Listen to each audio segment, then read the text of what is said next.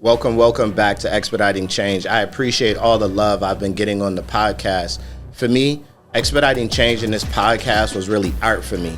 It was just me putting information out in the air, and the overwhelming response that I got was completely love. I sincerely appreciate it, and I'm going to continue doing it because we want equity now. The game is in trouble. I've been in my depth for the piece of the puzzle. I got it for real. Still keep me going. I wake up and hustle. You won't see me buckle. I've been in the field.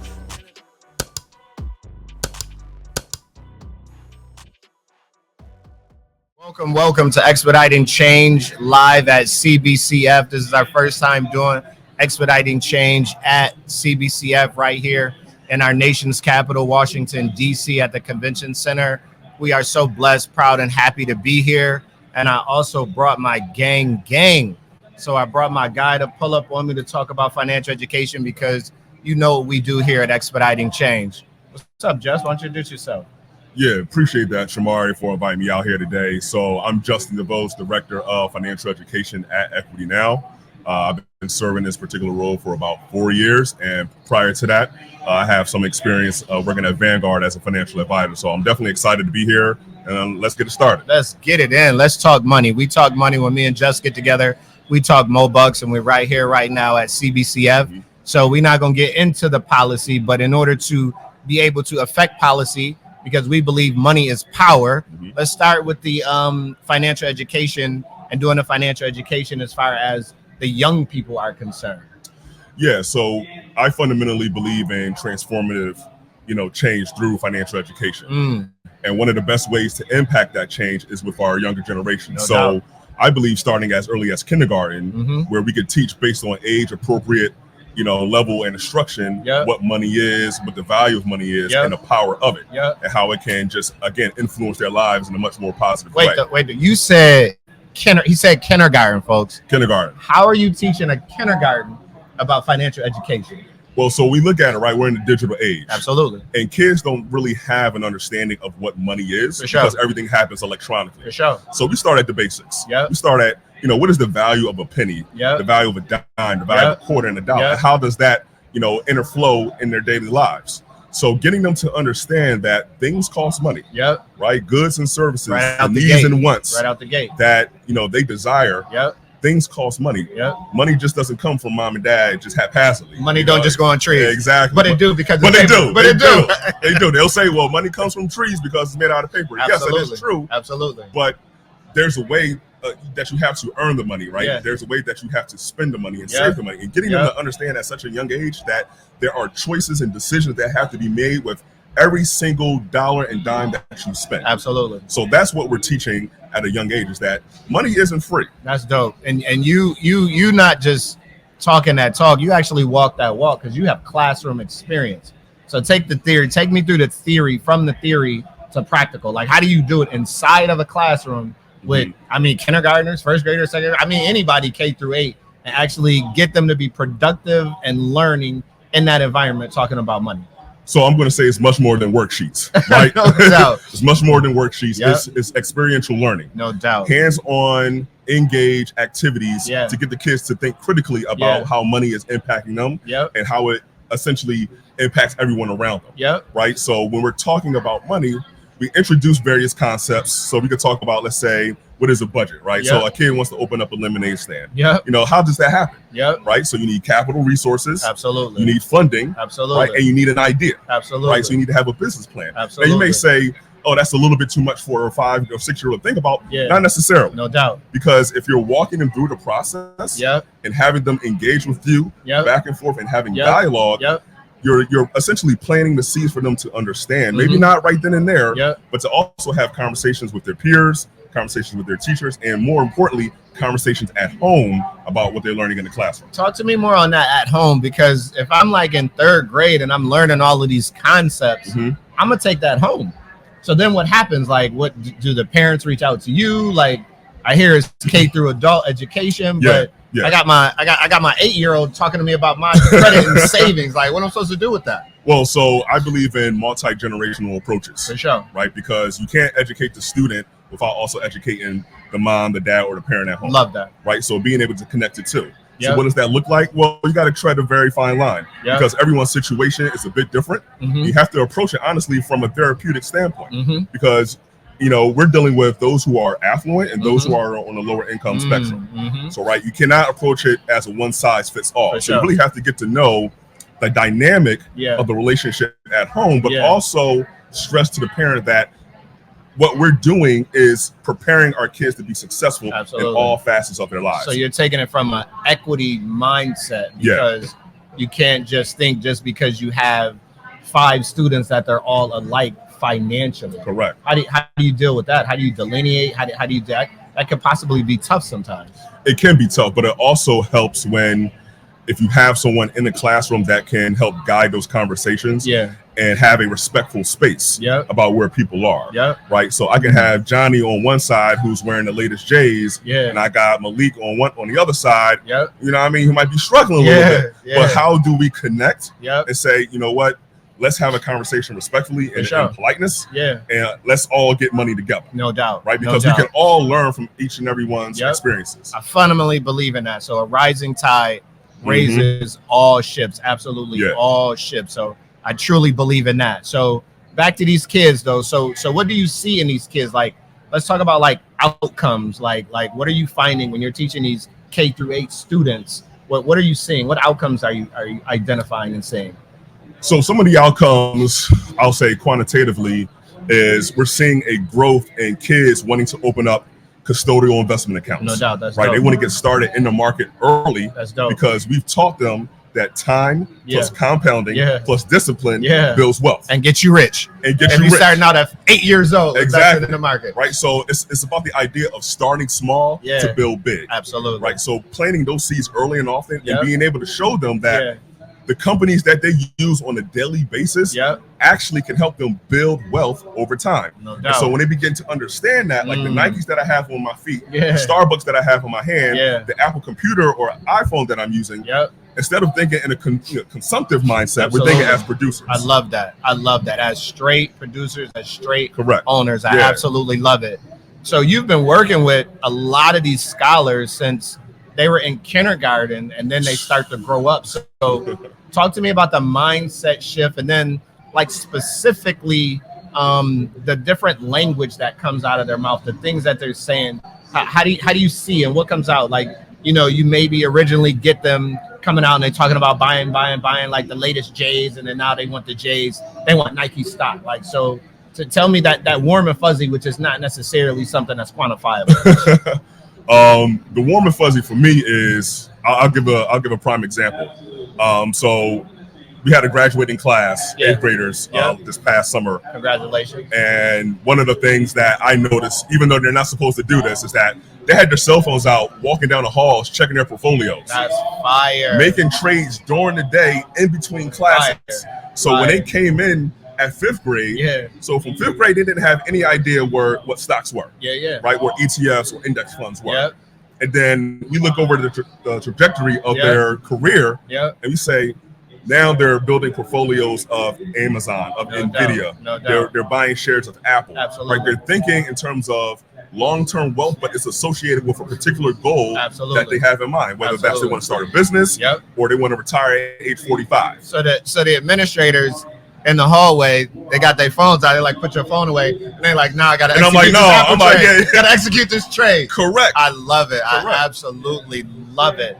I also, I know of you preparing these scholars with the businesses and things of that nature. So why don't you talk to me about some of the things that you do in the classroom with them from that business building strategy?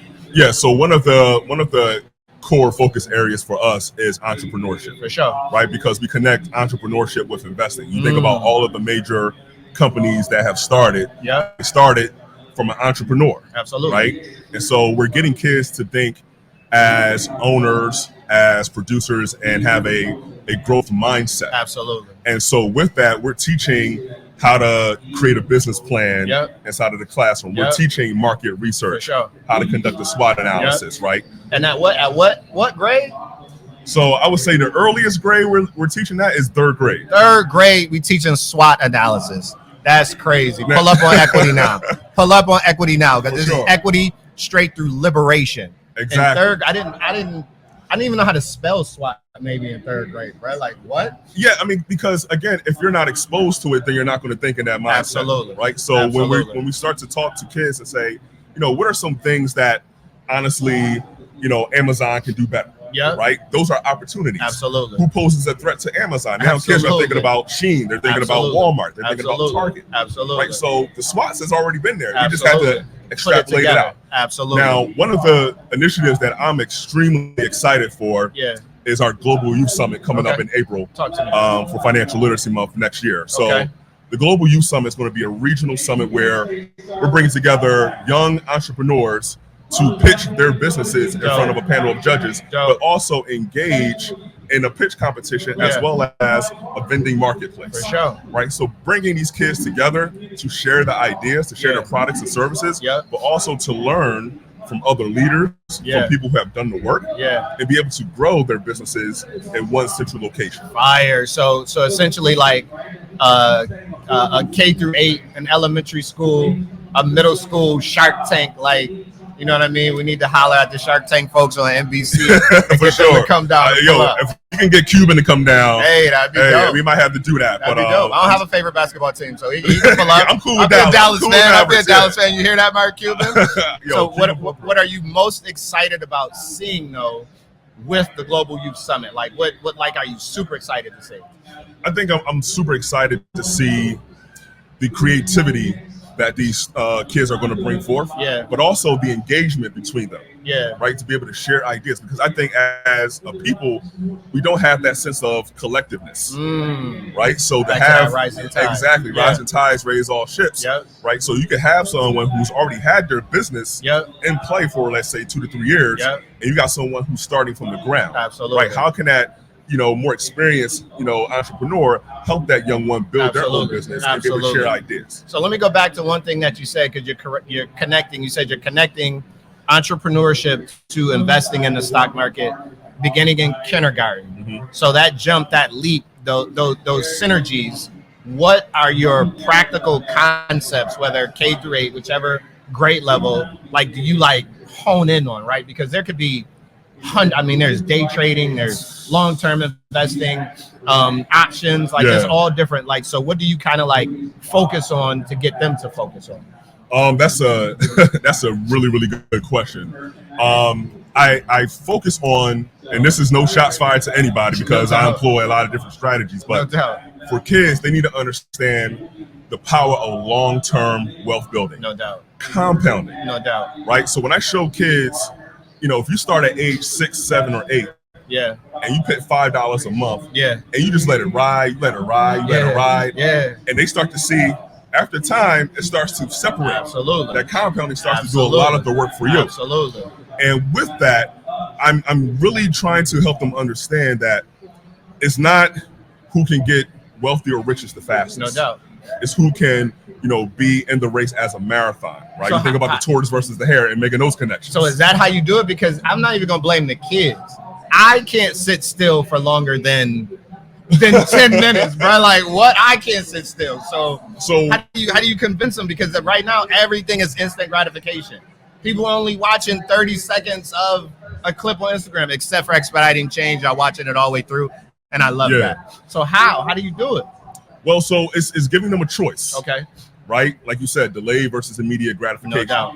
So there's this icebreaker that I like to use all the time. Yeah. I say, hey, listen, I can give you $1 million right now. Yeah. Or I'm going to give you a penny and watch it double every day. Ooh, okay. Now, most younger kids are going to say, I want $1 million right now. Right now. Give it to me up front. Because I want to be able to do it. But as we're teaching kids the power of compounding and investing, as they matriculate throughout their grade levels, they begin to understand, hey, that penny is doubling. That penny is growing for me. So I'm going to take the penny that doubles, because at the end of the day, at the end of 30 days, it's going to be like 5.4 million compared to 1 million. Exactly. So like who actually came out better on the other side? And you mentioned experiential. So you're giving them practical examples that they can touch and feel to understand that delayed gratification can make them rich. We're doing stock market simulations in class. That's dope.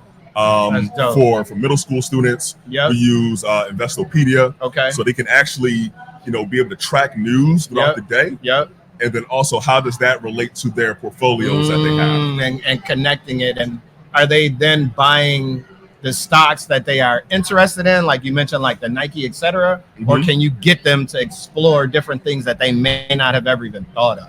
So I get them to explore, right? Because it's not just about buying the companies it's about building a skill set as well to be able to evaluate a business and make an informed investment decision. So if you don't really like Nike, but you're like, you know what, I like Adidas, or I'm looking at New Balance, let me see what they're doing to separate themselves. Right. So getting them to understand at base level fundamental analysis. Income sheet versus a balance sheet. No doubt. And very high level. That's high level. But if a kindergartner walk up with me explaining income versus balance sheet, I'm not saying we go balance like, sheet. yo, hold up, I need to go back to school too then. But again, it's age level appropriate instruction and curriculum that we're deploying for our children. And this is CBC Expediting Change live at CBCF. So when you live, things happen. Y'all don't let me, producers in the room, let me keep talking because I don't see my timer. And without my timer, I know I only got 30 minutes, but I'm going to keep going. So, hey, Jess, also with this Global Youth Summit, how do you get the parents to actually come in and support what their kids are doing? Not to support, but stop them from actually doing the work for the kids, bro. Woo. Yeah. So I'm quick to not let look, I got to get in here and help my son. I got to get in here and help my daughter. How you stop that? I mean, it's honestly the trust factor, because there's only so much we can monitor, especially, I'm not in your crib, like, yo, what are you doing? I can't really pull you. But knock. What we have planned here is something very unique, where we're utilizing virtual and in-person workshops where parents can actually come in and support their kids, but also learn themselves. No doubt. Because we want the onus to be on the children. Right? We want them to have growing pains and to make mistakes and be able to learn and kind of move forward through that process. Absolutely. Because at the end of the day, the experience is the greatest reward. Absolutely. For the kids participating. Got to go through the fire. You got to go through the fire. Because if you have someone doing it for you, then as an entrepreneur, that's not going to last very long. Absolutely. Right? So if you're not in the grind, doing the hard work, and then you reap the benefit of that hard work, that's what we want the kids to understand. That's fire. And that's actually a great unplanned segue into, you said it's K through adult. You're teaching the kids, but obviously custodial account automatically equals you have to have a parent. So a lot of great information about what you're doing for the kids. How are you teaching and training and coaching the community, these adults as well, with the same information or different information? How are you doing that? So we're using a lot of different avenues. In-person workshops, virtual workshops, via Teams or Zoom. We're in the community at various events, so we pull up. Shout out to my man Antoine, who comes through with me as well. Nice, Antoine. And then also we have the network. So the network is going to be an online platform.